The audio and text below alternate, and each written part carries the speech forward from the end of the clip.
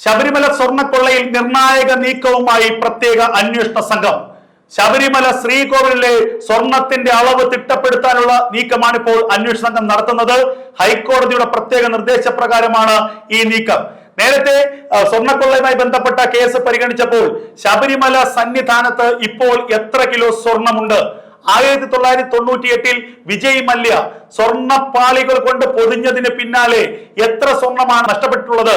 വിജയ് മല്യ 38 കിലോയോളം തങ്കപ്പാളികൾ കൊണ്ടാണ് ശ്രീകോവിലിനെ പൊതിഞ്ഞത്. അതിൽ എത്ര ഇനി മിച്ചമുണ്ട്?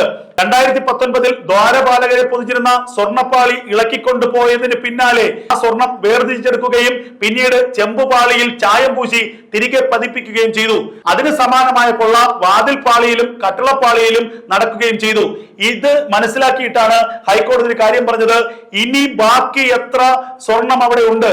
മേൽക്കൂരയിൽ ഏകദേശം 18 കിലോ സ്വർണം ഉപയോഗിച്ചുകൊണ്ടാണ് മേൽക്കൂര പൊതിഞ്ഞത്. അതിൽ എത്ര കിലോ സ്വർണം ഇനി മിച്ചമുണ്ട്? അതോ ആ സ്വർണ്ണപ്പാളിയെ പലപ്പോഴായി ഇളക്കിയെടുത്ത് ചെമ്പ് മാത്രമാക്കി ചെമ്പിൽ ചായം പൂശി തിരികെ കൊണ്ട് വച്ചിട്ടുള്ളതാണോ? ശ്രീകോവിലിന് ചുറ്റുമുള്ള ചുമരുകളിൽ എത്ര സ്വർണം ഇനി അവശേഷിക്കുന്നു? അതിൽ ഉണ്ടായിരുന്ന സ്വർണമൊക്കെ കളവ് പോയോ അതോ അവിടെ ഉണ്ടോ?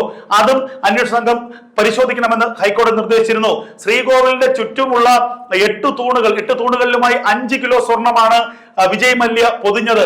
ആ 5 കിലോയിൽ എത്ര ഇനി മിച്ചമുണ്ട്? അതോ 5 കിലോയും നഷ്ടപ്പെട്ടോ?